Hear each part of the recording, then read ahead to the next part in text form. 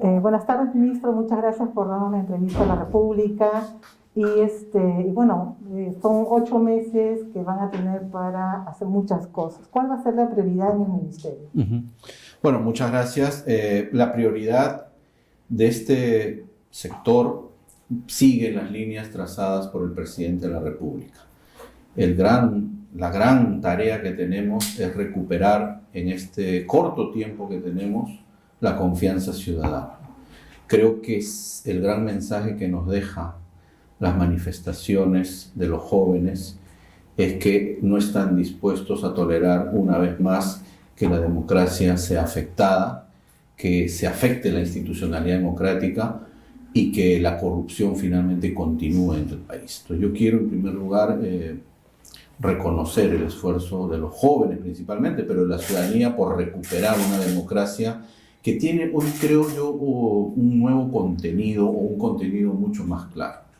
Una democracia que se conecte con la justicia inmediatamente, que se conecte con la verdad, que se conecte con la eficiencia. Creo que hay un reclamo ahí que necesitamos atender en todos los sectores, en todo el Estado, pero que a la vez necesita también señales muy claras de que se protege la democracia, se protegen los derechos humanos y se lucha contra la corrupción. Yo diría que si no escuchamos esa demanda que nos ha planteado la juventud en estas marchas tan masivas y que lamentablemente han causado también dolor y muerte en muchas familias, pues simplemente no habremos aprendido la lección. Ya en lo que corresponde a este sector, el presidente ha señalado en su discurso inicial, primero va a estar el tema de la pandemia, en segundo lugar el garantizar elecciones neutrales y en tercer lugar todo el tema de la reactivación económica. Pero en el caso nuestro hay tareas también fundamentales y las señaló el presidente.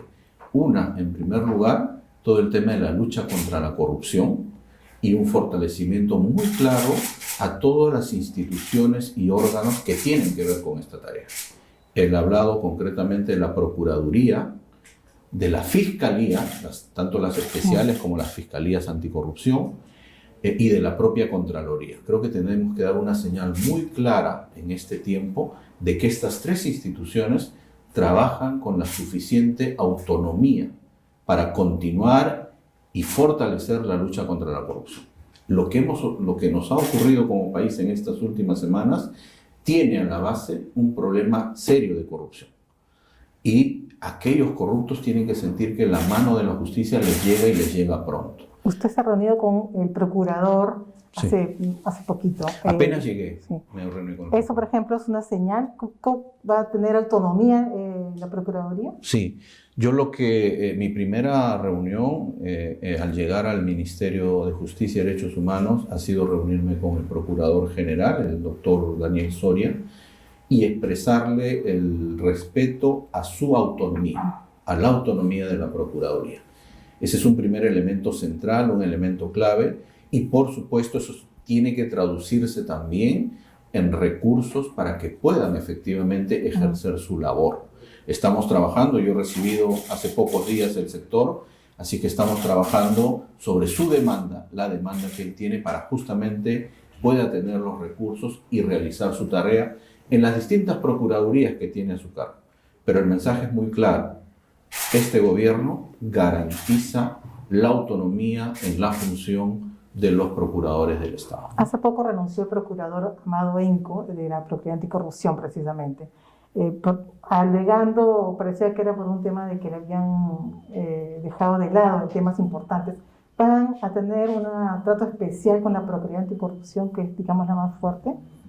Mira, me toca a mí respaldar la autonomía que ellos tienen. Se me ha informado a través del Procurador General, el doctor Soria, que están llevando adelante un proceso de selección por méritos de quien reemplazaría al doctor Amado Enco. Creo que esa es la mejor garantía de que este puesto, de quien reemplace al doctor Amado Enco, pueda tener todas las garantías a través de un concurso público de ingreso, como fue en su caso cuando él ingresó también a esta labor. Entonces a mí lo que me toca es respetar esos procesos de selección de los nuevos procuradores, en el caso de la Procuraduría Anticorrupción, y eventualmente de otras procuradurías que también hay en el sector, en la Procuraduría General, y que todavía requieren también una designación. Entonces, sí se me ha informado que se están llevando adelante los procesos de selección y creo que la mejor garantía es que sea a través de un concurso público de méritos, ¿no? En el caso de la Procuraduría que ve, ad hoc, que ve el tema del lavajato, ¿no? Tiene un tratamiento especial también. Sí, bueno, esta Procuraduría fue creada por ley, también he recibido, por supuesto, los informes del caso. Creo que allí hay una tarea muy concreta, muy puntual, pero a la vez de enorme responsabilidad, que a mí lo que me toca es respaldar y alentar en las tareas ya específicas que tiene esta Procuraduría, ¿no? Al inicio usted dijo que una tarea importante es recuperar la confianza de estos jóvenes y de la población en general, Sí. por lo que ha pasado. ¿Cómo de forma efectiva se piensa hacer eso desde el Ministerio de Justicia? Sí, gracias. Bueno, en primer lugar, el día sábado, luego del discurso del presidente, el sábado recibió el propio presidente de la República a los padres de Inti y de Brian y además a los familiares, en algunos casos padres, de otros jóvenes que están heridos de gravedad, ¿no? Entonces yo creo que ese es un primer gesto de efectivamente vamos a recibirlos y vamos a mantener un contacto directo con ellos. Y nos pidió la participación de la presidenta del Consejo de Ministros, la doctora Violeta, y de 3 sectores importantes, ¿no? Interior, derechos humanos y educación. La parte de justicia, que es el elemento central que piden los jóvenes, se está trabajando y también estamos pidiendo y estamos respaldando las investigaciones que el Ministerio Público, la Fiscalía de la Nación, está llevando a cabo en esta tarea, ¿no? Creo que ahí hay que poner el foco a estas investigaciones que se hagan con absoluta independencia del Poder Ejecutivo y que se determinen las responsabilidades eventualmente que hubiera incluso con la cadena de mando que eso pueda significar. Yo en eso quiero ser muy directo porque ahí hay responsabilidades que hay que determinar. Y en segundo lugar, se ha acordado desde la presidencia del Consejo de Ministros conformar un grupo de trabajo con la participación de los propios familiares y sus abogados y los representantes de la Coordinadora Nacional de Derechos Humanos para afinar en poco tiempo, esperamos que esto no debe tomar más de 2 semanas, una agenda de trabajo muy puntual. Obviamente en esa agenda de trabajo, y lo adelanto y lo dijimos ese día, estamos evaluando algunas fórmulas que puedan significar un nivel de reparación a las víctimas, ¿no? Hay un conjunto de reparaciones que podemos ver, pero efectivamente estamos analizando eso y eso está en manos del sector justicia y derechos humanos, ¿no? Cuando usted fue defensor del pueblo, uno de los temas que vio que impedían el acceso a la justicia en las violaciones de derechos humanos del 80 al 2000 era que las instituciones no daban la información, sea la policía o los militares no daban información de quiénes eran las personas que estuvieron a cargo. En este caso no va a suceder así. ¿Usted podría garantizar eso? Sí. Mira, lo primero que estamos haciendo es abrir los archivos, los procedimientos operativos, los planes operativos para que efectivamente eso haya. Eso está en manos del Ministerio del Interior, del Ministro del Interior, y toda información que requiera la Fiscalía, que está a cargo de esta investigación penal, se le va a hacer llegar y va a tener toda la colaboración por parte del Poder Ejecutivo, ¿no? Creo yo que efectivamente en un país la democracia nuevamente se traslada y se hace efectiva cuando sus funcionarios actúan con mayor transparencia, ¿no? Y esta información tiene que ser entregada para determinar las responsabilidades a que hubiera lugar, ¿no? Si bien no es su sector, pero ha habido un cuestionamiento el día de hoy por el nombramiento del doctor Naldos como parte de una comisión de integridad que va a tener que ver este caso, porque él ha trabajado una época con el exministro del Interior, ¿no? ¿No le parece que sería mejor que no hubiera ese conflicto de interés? Mira, yo creo, he escuchado las declaraciones ahora del doctor Naldos, creo que esto está en manos del Ministerio del Interior Creo que sí nos corresponde al Ejecutivo en general garantizar la mayor transparencia en esta investigación, ¿no? Que avance con celeridad, con rapidez y que pueda determinar o pueda informar luego a las distintas autoridades sobre sus resultados. Yo espero que las tareas que están asignadas al doctor Naldo puedan cumplir con estos criterios, ¿no? Que haya transparencia. Sí, por supuesto. Que señala, total, ¿no? Digo, creo que el primer criterio es esto, ¿no? Que él ha dado la cara y ha presentado un conjunto de argumentos, ¿no? En el tema de la corrupción, usted también lideró en su momento una comisión especial que se estableció al inicio del gobierno y luego también formó parte de la Comisión de Reforma Política y Judicial. ¿Cuáles son los temas pendientes que desde el Ministerio podrían mejorar con usted aquí? Sí, gracias. Mira, en el tema de justicia hay una reforma de justicia que ha avanzado bastante a nivel normativo.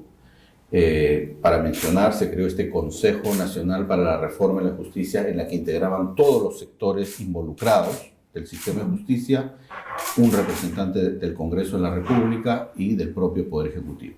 Ese esfuerzo está. Mi primera tarea será reimpulsar el Consejo para la Reforma de la Justicia, por un lado, y por otro lado, ver cómo se están implementando las leyes que se dictaron, porque se han dictado leyes importantes.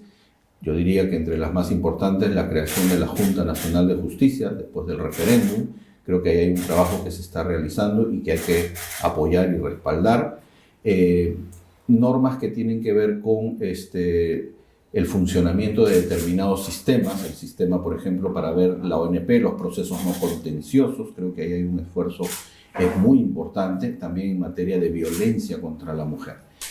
Hay ahora una agenda pendiente. Yo he recibido los informes que me han hecho llegar los equipos de trabajo. Y lo que queremos ahora, por cierto, en coordinación con los propios órganos del sistema de justicia, poder llevar al Congreso de la República un conjunto de reformas que ya están bastante avanzadas, pero que requieren sin duda un consenso previo, ¿no? No, digamos, hay que analizar, creo que entre ellas, el tema, por ejemplo, de el modelo de academia de la magistratura que queremos en el país, ¿no?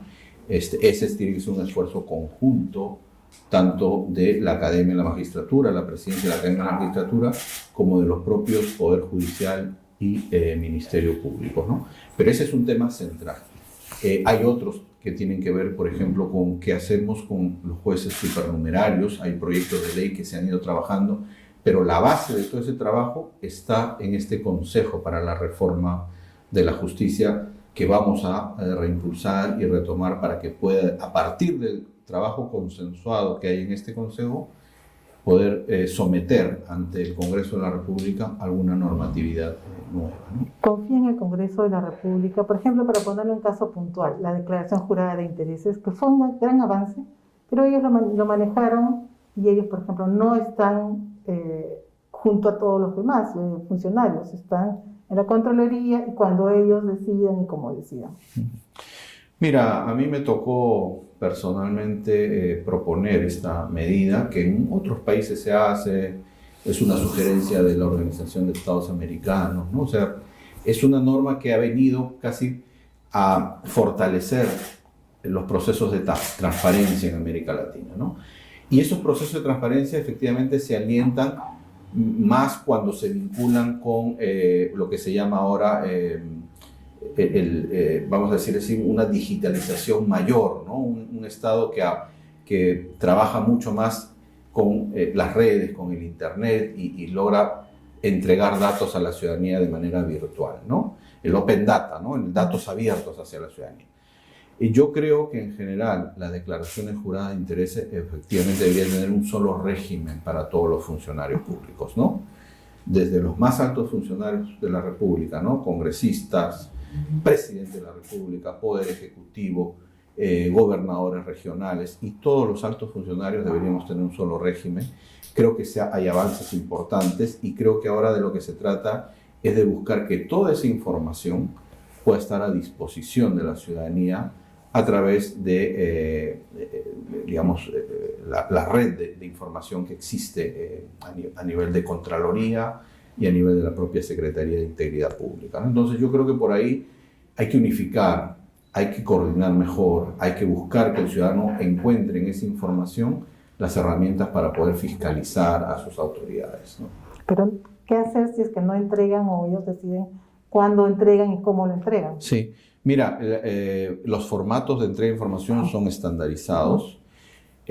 Si no se entregara, deben haber sanciones. Ahora un poco hemos estado viendo que con la pandemia ha habido algunos retrasos de esto, entonces estamos viendo normas que permitan en un tiempo prudente poder volver a esta posibilidad de que si no se presentaran las declaraciones juradas, en algún momento tiene que haber también responsabilidades de este tipo, ¿no?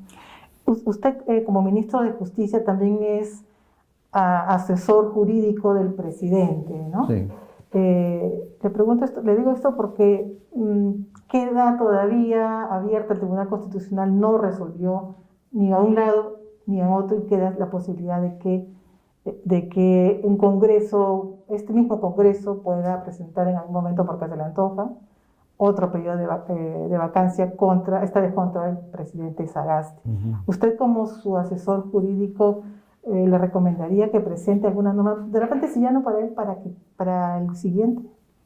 Mira, nosotros nos hemos pronunciado, el Ejecutivo se ha pronunciado frente a la decisión por mayoría del Tribunal Constitucional, en el sentido que se ha perdido una oportunidad, ¿no?, para justamente regular los términos, delimitar el criterio que se debe utilizar para definir la permanente incapacidad moral que señala la Constitución. Creo que ese es un elemento central y eso efectivamente es una tarea que en ese rol pacificador, en ese rol de encontrar soluciones democráticas a los problemas que se presentan en la institucionalidad, le correspondía al Tribunal Constitucional. Creo que ese es un tema que nosotros lo vamos a señalar y lo vamos a mantener en todo momento. ¿No? Sí creemos, más allá, y aquí, porque se pretende a veces decir que esto significa la defensa del expresidente Vizcarra, y no es así, es más bien la defensa de la institucionalidad del país,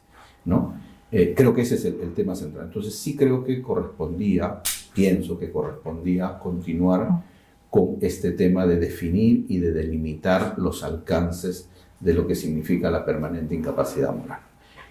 La salida de sustracción de la materia, confieso, no me parece una solución adecuada a esta situación. Estamos mirando, estamos viendo si corresponde presentar una nueva demanda, pero en este momento vemos que no hay un caso. Entonces, realmente también eso no sería lo lógico, presentar un pedido de esto mientras no hay un caso, ¿no? Creo que para garantizar la estabilidad, para garantizar el equilibrio de poderes, que es la base del sistema democrático, sí es importante no dejar pasar esta idea de cómo se delimita el criterio de permanente incapacidad moral, ¿no? Entonces yo creo que en algún momento nosotros mismos, desde el sector justicia, impulsaremos debates, impulsaremos estudios, ¿no?, que puedan ver, bueno, dónde se requiere algún nivel de reformas, de cambios en la Constitución, ¿no? Si bien es cierto, a nosotros el periodo que tenemos es un periodo muy corto, el presidente lo ha dicho, es un periodo muy corto, pero eso no quita que podamos estudiar dónde pueden existir problemas que requieren un análisis mayor, precisiones, para fortalecer el sistema democrático principalmente. Uno de esos casos podría ser el de la vacancia por incapacidad permanente. Sin duda, sin duda. Para nosotros, sin duda, hay que delimitar ese elemento, ¿no? Y aquí no se trata de defensa en particular, sino se trata de fortalecer el sistema democrático. No se descarta que en algún momento, ante un inminente peligro, se presente una nueva medida ante el Tribunal Constitucional. Sí, como te digo, yo pienso que hoy en día hay otras condiciones, ¿no? Yo espero y aliento a que haya otras condiciones para un uso adecuado y racional de esta figura, pero en todo caso creo que nos toca, por responsabilidad, también estar atentos a ver cómo se delimita esto. Una vía era, sin duda, el Tribunal Constitucional, otra vía es ver cómo se arman mesas de trabajo, mesas de estudio para ver hasta dónde se puede delimitar esta figura, ¿no? El Tribunal Constitucional, bueno, había una comisión para elegir a los miembros del Tribunal Constitucional con mandato que ya no está vigente. que esto prácticamente ha quedado reducido, pero ¿usted considera que el nuevo o el próximo año recién debería de nombrárseles, no este Congreso?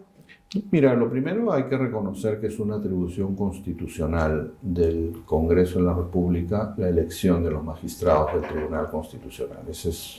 Así está diseñado nuestra Constitución y la elección de los magistrados del Tribunal Constitucional. Y eso se tiene que hacer efectivamente con características que brinden a los postulantes y posteriormente a los magistrados toda la independencia del caso, ¿no? Entonces, se había diseñado un modelo para que sea un modelo meritocrático, pero ya hemos visto que el actual Congreso también ha decidido poner pausa a este tema y señalar que esto debe recaer en el próximo Congreso de la República, ¿no?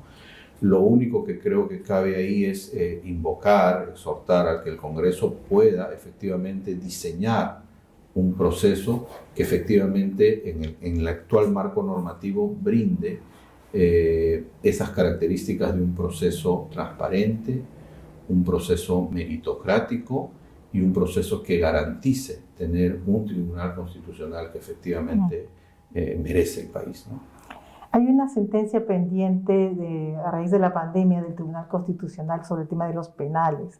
¿Le dará prioridad a eso también? Porque eso depende de su Mira, yo he estado trabajando también en estos primeros días con la presidenta del Instituto Nacional Penitenciario y su equipo para justamente ver los distintos temas que tienen que ver con el tema penitenciario.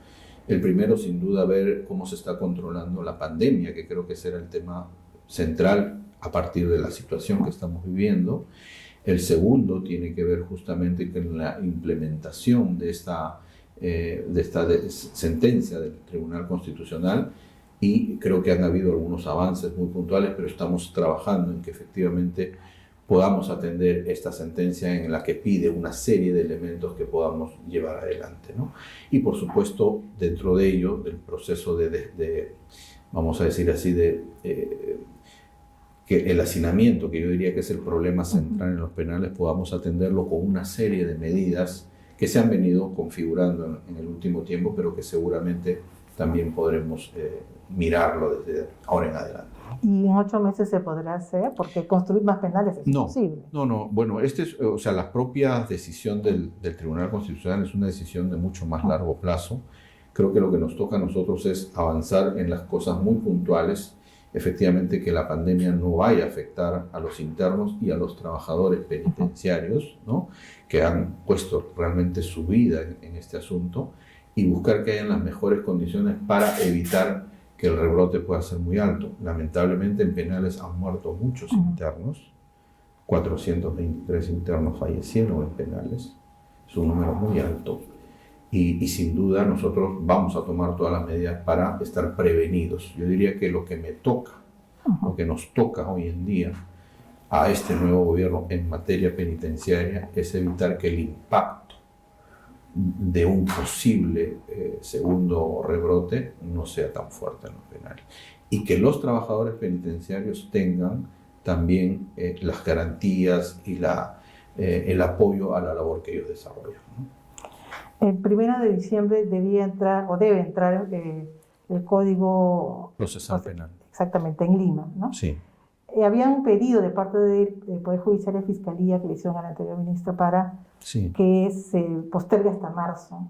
¿Usted va a atender eso? Sí. ¿Ya le han pedido? Sí. Mira, justamente también otro de los primeros temas que cuando he llegado a la gestión aparecen estos temas urgentes, y efectivamente recibí el pedido de la Fiscal de la Nación principalmente, pero también del sector del Poder Judicial, para poder atender esta prórroga, ¿no?, de la entrada en vigencia del Código Procesal Penal, que, como bien dice, estaba prevista para el 1 de diciembre de este año. He pedido, por cierto, los informes aquí en la institución. Usted sabe que este es un tema que abarca varias instituciones, ¿no?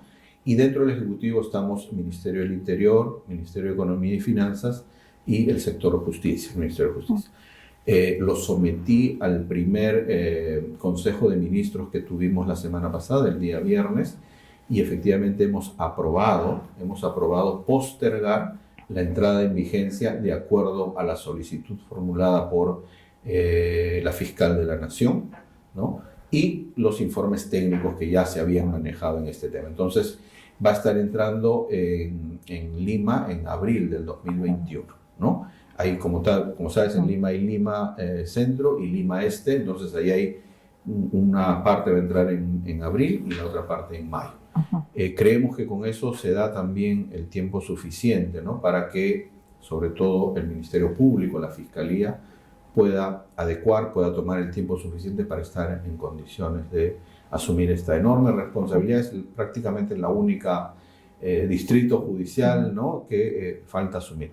Vamos a hacer ese esfuerzo y ya está tomada la decisión de que se amplía la prórroga de entrada en vigencia del Código Procesal Penal. En la lucha anticorrupción quedan pendientes dos extradiciones importantes, una del expresidente Toledo y otra del señor Inostroza.